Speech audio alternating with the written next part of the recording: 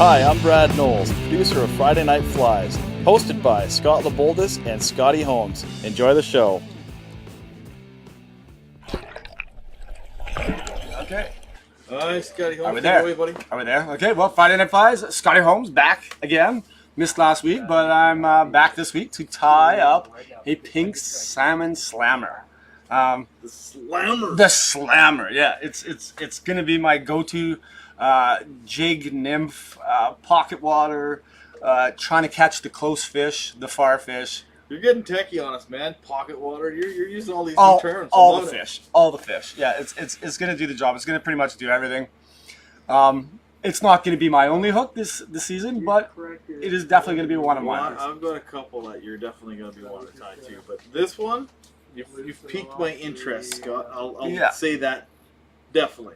Oh, hey, Except just wait. that it's Hey, wait, you know what? I put the wrong one in there. But that's all right because. Okay, well, you know what? That one looks even better. Okay, yeah, sorry. So you got my interest now. Okay. Well, the idea being that one that was in there first, as I'm going to say as I tie the fly, that one is if you don't want to put the hackle on, you don't have to put the hackle on. You can just go straight up with the nymph style hook, Czech style jig nymph, and that would do a wonderful job as well. But I put the hackle on. The thing with the jig style hook too, you're probably going to get a lot less foul hooking as well. Yeah, well, it's going to be riding up, right? So That's you're right. not. So if you're dragging across the backs, you're not getting their back. And as it says in the description, if you do get their backs, this is going to pull out. Like, it's not going to stick. It's not going to. It's just going to. You're going to have a lot better success rate at getting it out of the fish if you do foul hook them.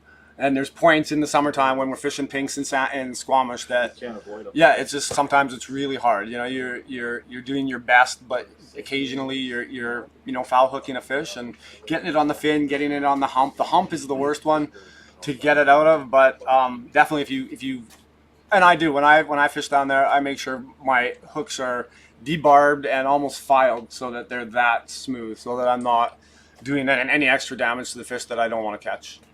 And I especially don't want to catch a fish on the hump because it's a lot of work. Okay, well, that being said, let's go down. Let's see the fit. Let's see it close up. There it is, buddy. Okay, I'll do a quick little spin. Dead sexy. Super easy fly to tie. It's not cheap. The hooks aren't cheap. Beads aren't cheap. But other than that, it is pretty easy to tie. It's a pretty simple fly. And the nice thing about it is, real quickly, how's that look?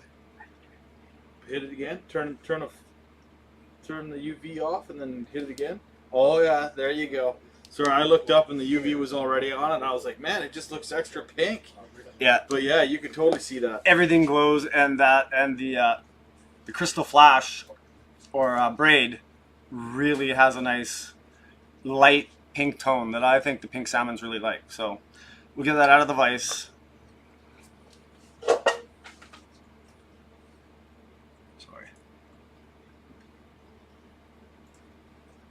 And I want to get this hook all the way in there because I'm using ultra thread, and ultra thread tends to break fairly easily. So we got our bead in there. I'm just going to start off the thread.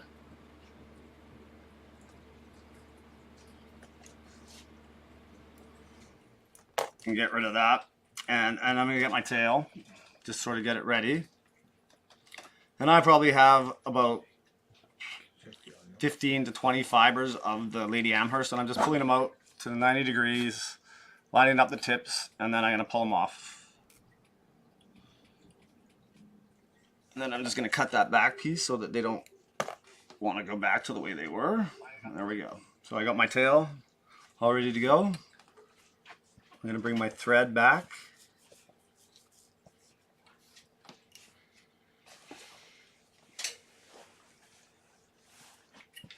And because this thread's UV, I'm going to create a little bit of a pink tag on the back.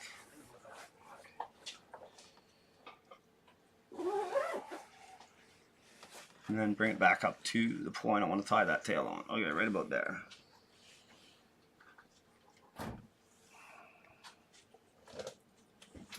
Okay. So then we get our our tail's roughly lined up there. A couple stragglers out of there. See you later.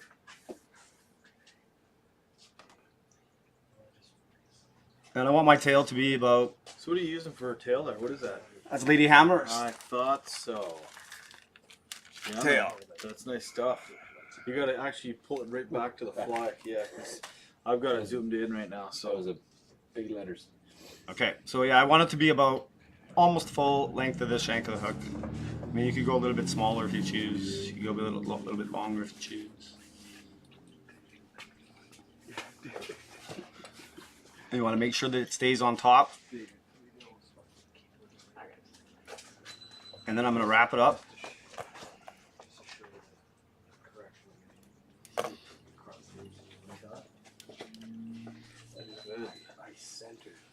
the jig hook, that bead's just trying its best to come back on that shank, eh? Yes, it is. It does, and they do. I mean, like, I don't usually worry about it too much as I'm getting the setup for the body and the tail in. Once you start moving up to the thorax and the top of the hook, you got, or the eye of the hook, you have to start worrying about it. I've done it where I haven't worried about it and then had the bead stuck. So now I'm going to tie on my wire. And I tie that all the way to the back to the start of the tail. What's the size of that bead or the jig hook and bead right now? This is a size 10, and you definitely, this is as big as I have in these jig hooks. I had the 12, the 10 and the 12, and you could definitely go up one size from here, should you choose. But I think this is, this is a nice size. I was tying a similar pattern, but not on the jig hook. And I just think the jig hook is going to make this pattern more successful and less problem. Okay, so now we're going to take our diamond braid and make sure that you get your diamond braid started at the same spot as the beginning of your tail. And again, just wrap it up just to keep it on top. Like so, and then I'm going to go back over it one time just to lock it down. That's the first time I've said that. No, it isn't. Yeah, I'm pretty sure. I don't. Is it? I've been watching shows and it's like lock it down, lock it down, lock it down, and it's like, and I'm like tie it on, tie it on.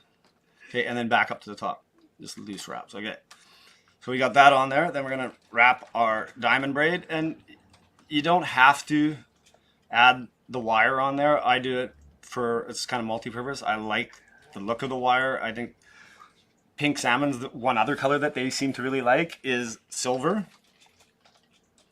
Patterns with silver on them seem to do quite well as well around here. I tied this also with a silver bead, and I will be tying it with a silver bead because I'm out of these pink ones now. I have one left. But I'm ready. I have pretty much everything.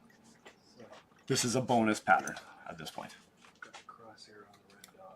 So, and I tie it right up to the hook. I want something to hold that hook in place, and I need to build it up a little bit around the thorax just to, I'm going to do one complete wrap.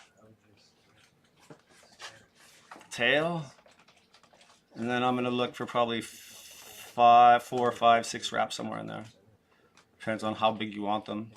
And this, as I said, I like the way it looks, but it also, these fish have teeth.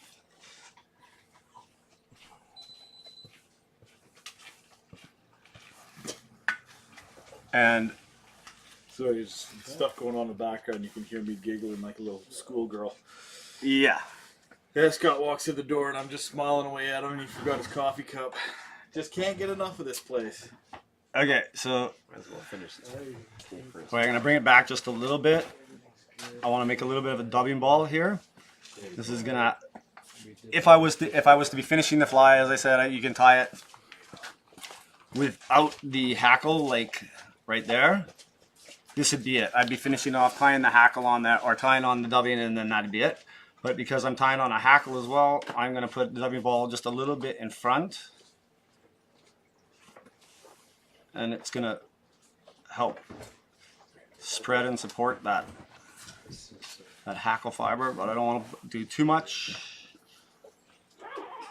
And then on this side, okay, we'll go for this one here. So you want the curved side facing down because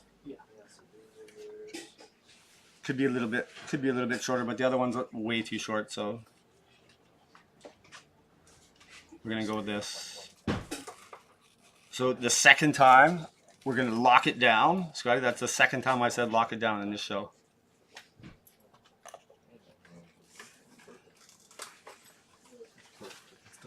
Lock it down, Scotty. Yeah, lock it down. And then a little pinch more dubbing. Not much. Fill in that little space. Yeah, fill in a little space and also give something for the hackle to sit on. Oh, don't start sucking in your fibers. Okay, we're gonna go with it anyways. Get closer. Okay. Every now and then, especially with these jig hooks, you have to push down around the eye of the hook, especially as you're getting ready to finish. Yeah, because they leave a bigger gap. Yeah, and what you'll find if you don't is what'll happen is the you'll tie it off and then it won't be sitting firm against the hook, and it'll just it's like, why did my whip pin come off? And it's like because you didn't have it sitting secure against the. Okay. Yeah. So we got that hackle on there. You don't want a whole bunch.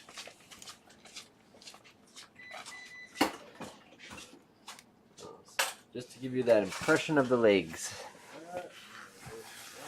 A little movement in the water. And this is the part, yeah, exactly. And that's what I was saying for if I'm swinging it, you know, if I just have it without the hackle, you can swing it and it's gonna work. But you put the hackle on there and it's gonna work just that much better. It's gonna create that movement in the water.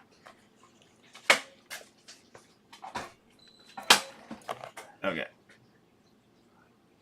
And then this is the point at which you make sure everything is seated on that hook.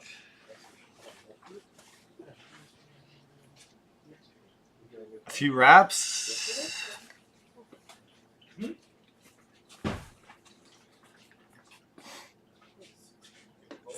I'm just trying to make this collar look nice and pretty, not have any gaps on the bottom. Pretty soon I might not even have to bring my vise in. We'll have a rotary vise here, eh, Scotty? Very soon.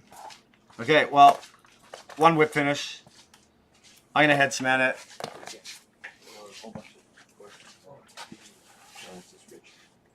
And there you go. Done. Man, that is a sexy little pink Okay, fly, man. so I'll give her a little spin for you Slow-mo. with the UV light. Yeah, the one thing about that is don't shine it at the camera, so kind of come from the camera backside there. There we go. I can't do totally that and rotate the vise at the same time. Yeah, that's multitasking. Yeah, no, right? no. Far Yes. beyond my ability. Multitasking is for ladies, right? Yeah. At least that's That what I always say. thread just glows. Men This can't stuff multitask. is amazing. Okay, well there you go. Pink salmon fly. I don't think it was that long. I think it was fairly No, it was short simple. and quick. Yeah, We'll back nice up and top simple. too, so. Okay, yeah. So there you go, and that's what I'm saying. You know, simple fly, very simple. If you don't want to add the rib, you don't have to add the rib. That stuff's pretty strong and will last through a few fish. But if you put some rib on there, I think you're gonna catch a few more before it falls apart. But it's gonna fall apart eventually anyway. So what are you gonna do, right? Yeah, exactly.